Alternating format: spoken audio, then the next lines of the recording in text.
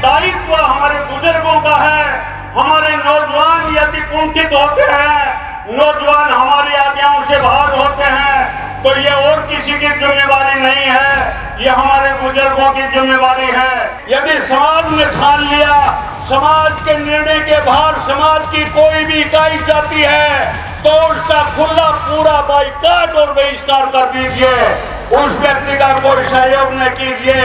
पाप के करने वाले से पाप को बढ़ावा देने वाला ज्यादा दोषी होता है। इसलिए इन कुरीतियों को अंजाम देने वाले लोगों का सहयोग मुख्य रूप से या खुले रूप से समर्थन करने वाला व्यक्ति ज्यादा दोषी होता है। अर्थात तो दुष्टों का दमन कर दे, बुराइयों को कुचल दे, दुश्मनों को, कुरीतियों को अर्थात उनका पर्दाफाश कर दे, उसका नाम हीर होता है। और छाती तान करके निर्णय लेना है कि जो हमारी कार्यकारिणी ने जो निर्णय लिया है, और कार्यकारिणी ने ये बात अपने आप नहीं तय की, समाज के साथ घूम करके सारे अगल बगल के इलाकों में सबके सामने बात रखी है। सभी यादव बंधुओं से सहमति लेकर के और इस निर्णय पर पहुंचे हैं कि हमें ये सामाजिक बुराइयां, सामाजिक कुरीतियां, इनसे यदि दूर हम हटेंगे तो वास्तव में हम हीर कहलाने के योग्य हैं। यदि कुरीतियां हमारे अंदर विद्यमान रही तो हीर शब्द लगाना ही हम छोड़ दें, ये उचित होगा। नमस्कार, स्वागत आपका हरियाणा न्यूज़ 24 पे। मैं हूं मुन्ना लांबा, मेरे सगे विनय सिंधु के साथ हम कोटपुतली के बानसूर में मौजूद हैं और श्री कृष्णा छात्रावास बानसूर में अहीर महापंचायत आज का आयोजन किया गया है।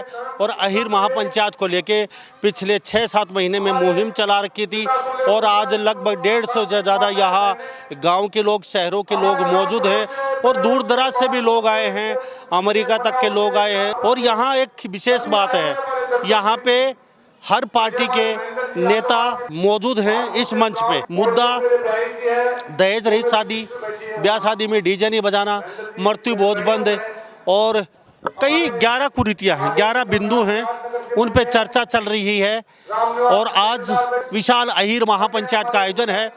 पहले यहाँ राजकुमार जी हैं, शास्त्री जी बड़े बुद्धिजीवी हैं और यादव समाज के बहुत अच्छे वक्ता भी हैं और बड़े पदाधिकारी यादव समाज के, वो अभी संबोधन दे रहे हैं। वो क्या कहते हैं अपने संबोधन में अहीर महापंचायत में अहीर समाज के लोगों को, पहले उनके सुनते हैं। ने कहा था हमारा अतीत बड़ा उज्जवल था और उज्जवल हमारा भविष्य होगा, लेकिन वर्तमान हमारा संभल जाए।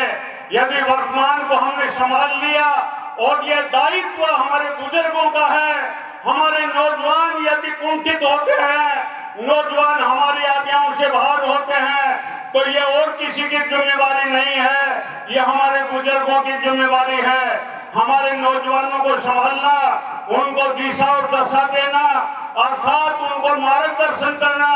और यदि उनमें किंचित भी कोई लापरवाही कहीं पर दिखाई देती है तो कड़ाई से काम लेना होगा। आपको याद है, थोड़ा सा पानी देना, आपको याद होगा कि कृष्ण भगवान जब कुरुक्षेत्र के मैदान में अर्जुन को जब लड़ाई के लिए प्रेरित कर रहे थे, अर्जुन ने अपने सारे अस्त्र शस्त्र डाल दिए और उनके चरणों में बैठ गया कि महाराज मैं युद्ध नहीं करूंगा। तो कृष्ण ने कहा कि युद्ध क्यों नहीं करोगे? बोले महाराज मेरे सारे याती नाती रिश्तेदार हैं, इनको मार करके, इनका रक्तपात कर करके मुझे ये राज नहीं चाहिए। श्री कृष्ण भगवान ने हम कृष्ण अर्जुन की भांति किंग कर्तव्य विमूढ़ न हो, अर्जुन की भांति हम धैर्य न खोएं। श्री कृष्ण ने कहा था जिनका खून हमारी नसों में हिलोरे ले रहा है, जिनका खून हमारी नसों में बह रहा है, कृष्ण ने कहा था कि किम कर्तव्यम, अर्थात अर्जुन क्या करना चाहिए, क्या नहीं करना चाहिए। इसमें शास्त्र ही प्रमाण है कि अर्जुन उठिए और युद्ध कीजिए, और युद्ध से यदि पलायन कर गए तो अर्जुन आने वाला इतिहास आपको याद करेगा कि अर्जुन कायर था, नपुंसक था, युद्ध से पलायन कर गया। कि तुम्हारे को युद्ध से हटना नहीं है, वीर का कर्तव्य युद्ध करना, युद्ध से पलायन करना ठीक नहीं है।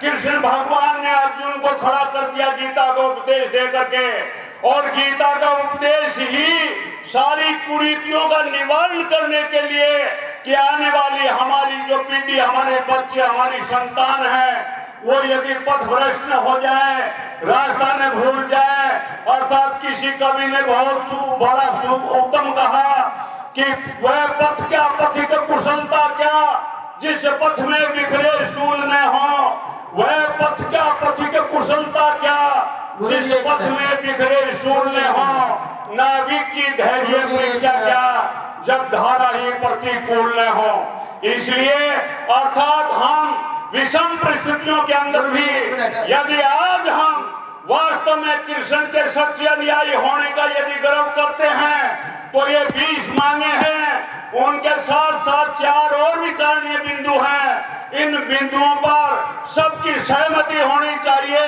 और सबको बड़ी दृढ़ता के साथ, बड़े संकल्प के साथ और इन बिंदुओं को स्वीकार करके यहाँ से जाना चाहिए। और हिम्मत करो, आगे बढ़ो, उठाकर फेंक दो गंदगी के ढेरों को, कुचल दो देश के गद्दारों को, पलट दो तख्ते गंदे पहरेदारों को, अर्थात खुद प्रहरी बनो, खुद ही सैनिक बनो और आगे बढ़ो। कोई असंभव नहीं है। एक किसी विद्वान ने, वैज्ञानिक ने कहा कि असंभव शब्द मूर्खों की डिक्शनरी में होता है, कुछ भी असंभव नहीं। यदि समाज ने ठान लिया, समाज के निर्णय के बाहर समाज की कोई भी इकाई जाती है, तो उसका खुला पूरा बाइकाट और बहिष्कार कर दीजिए। उस व्यक्ति का कोई सहयोग न कीजिए।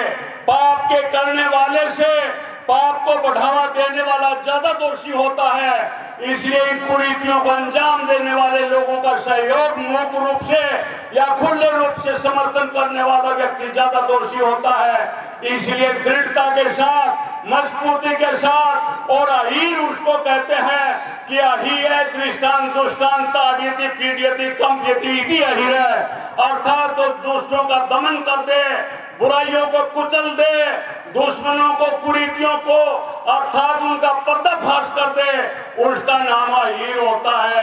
यदि वास्तव में आप अहीर कहलाने के का गौरव करते हो, तो इस अहीर शब्द को सार्थक करने के लिए आप खड़े होइए और बड़ी दृढ़ता के साथ, यदि आपने किंकरता विमूढ़ता का परिचय दिया कि देखेंगे क्या करेंगे, क्या होगा, क्या नहीं होगा, यदि ऐसी बातें हमारे अंदर रही तो हमारा विनाश अवश्यंभावी है। हमें किन कर्तव्य विमूढ़ नहीं होना है, अर्थात हमें एकजुट होकर के और छाती तान करके निर्णय लेना है कि जो हमारी कार्यकारिणी ने जो निर्णय लिया है, और कार्यकारिणी ने ये बात अपने आप नहीं तय की, समाज के साथ घूम करके सारे अगल बगल के इलाकों में सबके सामने बात रखी है। सभी यादव बंधुओं से सहमति लेकर के और इस निर्णय पर पहुंचे हैं कि हमें ये सामाजिक बुराइयां, सामाजिक कुरीतियां, इनसे यदि दूर हम हटेंगे